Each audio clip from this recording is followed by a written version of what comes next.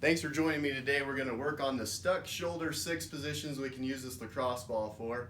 The first one we're going to work on is our pec minor. Pec minor comes diagonally here. It comes off of our shoulder blade from the acromion process, which is a little bony thing that pokes out here. And it attaches from there to ribs 3, 4, and 5. So it's a little short guy, but it's got 3 fibers there, and sometimes you can massage in there and you can actually feel the difference in all 3 of those fibers. So grab your lacrosse ball, put it there on the front of your shoulder, kind of anywhere in this region. Lean against the door jamb. I like to use the door jamb because it lets you breathe. A lot of people, if they put it against the wall, then their face is stuck against the wall. So using the door jamb works pretty good. And if you put your hand against the wall, you can kind of use that to decide how much pressure you want to put through there. And put either foot forward, doesn't matter which one, just so you can use that to adjust your pressure too. I want you to do one of 3 things. I want you to hold it still, find a sore spot, just let it hurt, let your brain think about how tight that is. Or you can do a little bit of rocking motion, see if you can get some movement into that. Or you can do a big motion, really try and scrub that out, get some cross friction going through those fibers. So spend a minute or 2 on that pec minor. That might send some symptoms down to your fingers. If it does, a minute or 2 is not going to do anything terrible for it. If you spend a longer time, 5-10 minutes, there's a possibility you can irritate the nerve, so just be careful as you're doing that if you're feeling those symptoms. The second place I want you to go is pec major. Pec major is this huge muscle here in front, goes over to our humerus bone and up to our collarbone, and so it's got 2 insertions, so you can go anywhere around there. You don't want to go right on your sternum, but you can go over to the sides.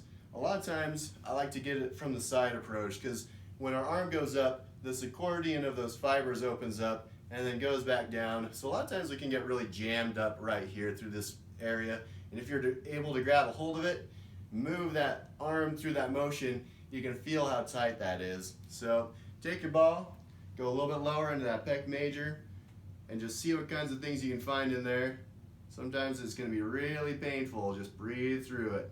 And again, either hold it, do a little bit of a rocking motion, or you can do a big motion with some good cross frictioning.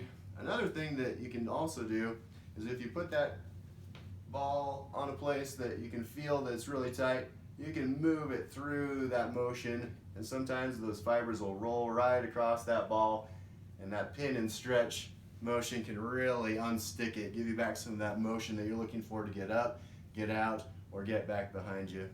So that's the second place. The third place we want to go is at the top of our shoulder. We've got 2 major muscles here. We've got our levator scapula that attaches from the shoulder blade up to vertebrae 1, 2, 3, and 4 on the outside. And its job is to elevate your scapula. That's why they call it the levator scapula, but also helps bring our head back. But that's the reason why we get a lot of headaches. We're looking forward. That muscle is in the best position to hold our head in that position for a long period of time, and so it can get really irritated. So we got levator scapula as well as our upper trap going up there. So go ahead and put that close to your neck, lean over, find some sore spots. There's usually 2, 3, or 4 spots that are downright terrible. And again, find some pain, either hold it still, do gentle rocking, or really kind of get after it. On some of those days where it's really uncomfortable, I'll take a little bit of pressure off and just roll it around first before I go into a deep release. And just hold that, and hopefully this can take care of some of your pain on those upper traps and maybe even decrease some of your headaches that you're having. So there's the third spot. Fourth spot, let's drop it down to the floor.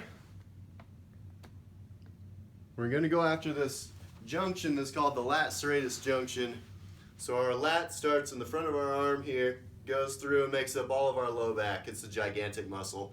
And the serratus comes the opposite diagonal. It comes from our shoulder blade, and it looks like a serrated edge here as it attaches to ribs 2 through 9, and that's why they call it the serratus anterior.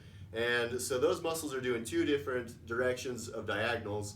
We want to make sure they're not glued together because that can really stick you from being able to raise your arm up and into backwards into really good posture. So put it about 4 fingers down from the crease of your armpit, about right there as it's following that shoulder blade edge down.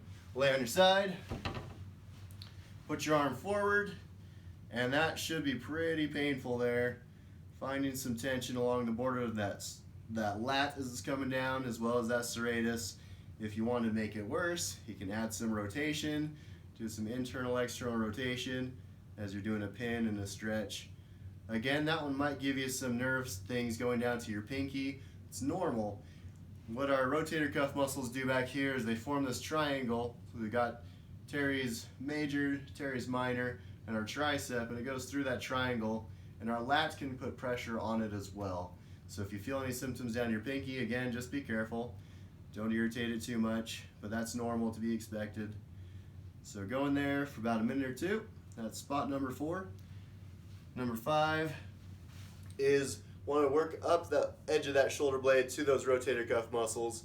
So you're going to put it a little bit higher, lay on your side again, but instead of putting your arm straight out in front of you, bring it up on an angle a little bit. And sometimes you'll find a place that's really sharp. It can be really painful. Again, it might be irritating the nerve a little bit.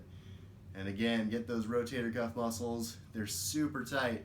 We're not using the stability between our shoulder blades the way we should and lengthening those rotator cuff muscles.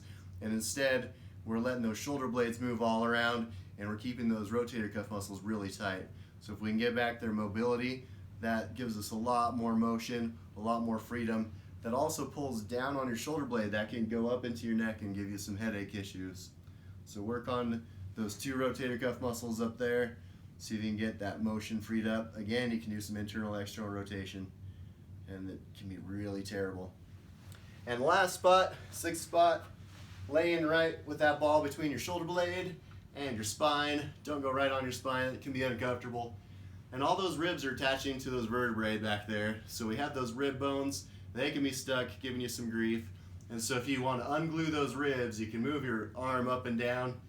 I usually do 10 times on each rib, going up and down. And I usually spend some time doing some circles, 3 or 4 each direction, just to unglue those ribs.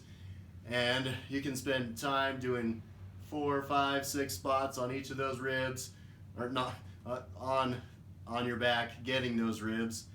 And then you can find a spot over closer to that bottom point of that shoulder blade. And I like to, after I get those ribs moving a little bit better, then I like to find those sore spots and just hold it, breathe through it, get those tight places that are usually bothering me. Sometimes they'll run right up to that head, give you some headaches and some grief. So see if you can get that shoulder blade so you can get that good mobility out side to side. So there's your 6 stuck places for your shoulder. Use that lacrosse ball, breathe through it, and endure. Thank you.